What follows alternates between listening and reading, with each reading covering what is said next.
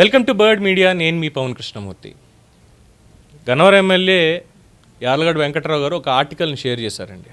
దాని సారాంశం ఏంటంటే, విజయవాడ నగరానికి పక్కపక్కనే ఉన్న 3 గ్రామాలు, రామవరపాడు, ప్రసాదంపాడు, ఎనికేపాడు. ఒకప్పుడు ఇవి చిన్న గ్రామాలు, ఇప్పుడు నగర విస్తరణలో భాగం. కానీ అభివృద్ధి ఎలా జరగకూడదో చెప్పే లైవ్ ఎగ్జాంపుల్స్గా మారిపోయాయి. విజయవాడ అన్ప్లాన్డ్ అర్బనైజేషన్కి పోస్టర్ బాయ్ అనిపించేటువంటి పరిస్థితి. జనాభా పెరిగింది, ఇళ్ళు పెరిగాయి, కట్టడాలు పెరిగాయి, కానీ పబ్లిక్ స్పేస్ లేదు. పరిస్థితి ఎంత దారుణంగా ఉందంటే, ఒక చిన్న క్లినిక్ పెట్టడానికి 5 సెంట్ల భూమి కూడా దొరకనటువంటి పరిస్థితి. ఈ 3 గ్రామాలు కలిపి దాదాపు 2612 ఎకరాల విస్తీర్ణం. ప్లాన్ ప్రకారం అభివృద్ధి జరుగుంటే కనీసం 200 ఎకరాలు కమ్యూనిటీ అవసరాల కోసం రిజర్వ్ అయి ఉండాల్సిందే. హాస్పిటల్స్ కోసం, పార్క్స్ కోసం, పబ్లిక్ ఫెసిలిటీస్ కోసం. కానీ ఏం జరిగింది? కట్టడాలు మాత్రమే, ప్రణాళిక మాత్రం ఎక్కడా కనిపించదు. జనాభా దాదాపు 1,00,000, కానీ పబ్లిక్ కమ్యూనిటీస్కి స్థలం అనేది లేదు. ప్రభుత్వ భూములు కూడా ఎన్క్రోచ్ అయ్యాయి అనేటువంటి అనుమానాలు వ్యక్తం చేస్తున్నారు. ఇలా బుడమేరు, బ్యాంక్ ప్రాంతాలు కూడా ఆక్రమణల పాలయ్యాయి అన్నటువంటి ఆరోపణలు ఉన్నాయి.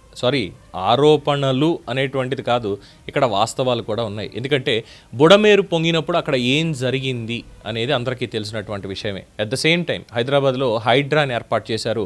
బుడమేరు ఇన్సిడెంట్ జరిగిన తర్వాత అక్కడ కూడా ఒక హైడ్రా సిస్టమ్ లాంటిది మనకి కావాలి, బుడమేరులో ఉన్నటువంటి ఆక్రమణలన్నీ కూడా తొలగించాలి అని చెప్పి నిర్ణయం తీసుకోమని ప్రజల నుంచి ఎంతో ఒత్తిడి వచ్చింది. బట్ ఇంకా దాని మీద చర్చలు మాత్రం జరుగుతున్నాయి.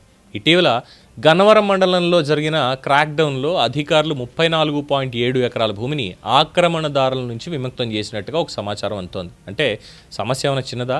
నో, చాలా పెద్దది, చాలా లోతులో ఉన్నటువంటి సమస్య ఇది. ఇక్కడే అసలు పాయింట్ చూడాలి. కృష్ణానది ఒడ్డున ఉన్న ప్రాంతాలు, కానీ తాగునీటి సమస్య. అదేంటి, కృష్ణానది పక్కనే ఉంది, మరి తాగునీటి సమస్య ఈ గ్రామాలకి ఎలా ఉంటుంది అని అనుకోవచ్చు. నిజమేనండి, తాగునీటి సమస్య ఉంది.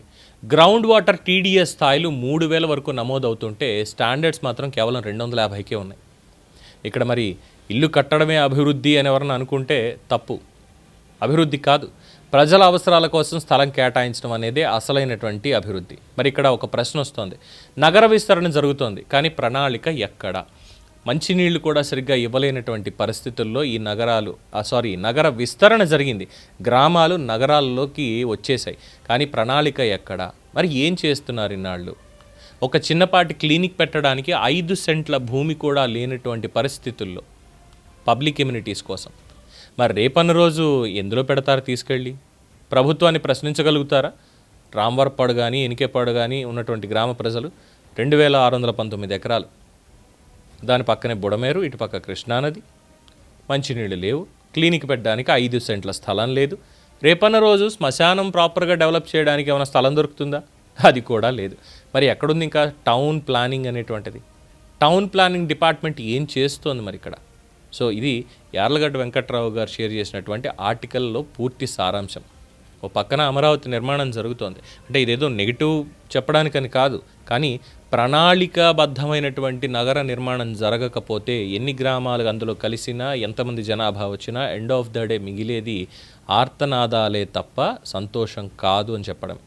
సో ఇప్పటికైనా సరే ప్రణాళిక సరైనటువంటి విధంగా రూపొందించి ఎక్కడెక్కడ ఎంక్రోచ్మెంట్స్ ఉన్నాయి ఏంటి అనేటువంటి వివరాలన్నీ కూడా తెలుసుకొని వాటన్నిటిని కూడా ఖాళీ చేస్తే తప్ప ఈ గ్రామాల్లో సరైనటువంటి అభివృద్ధి అనేది పూర్తిగా కనిపించదు అంటున్నారు. చూద్దాం మరి ప్రభుత్వం, మేధావులు, సొసైటీ ఏం చెప్తారు, ఏం చేస్తారో దీని మీద మీ అభిప్రాయాన్ని తెలియచేయండి. చూస్తూనే ఉండండి ది బర్డ్ మీడియా.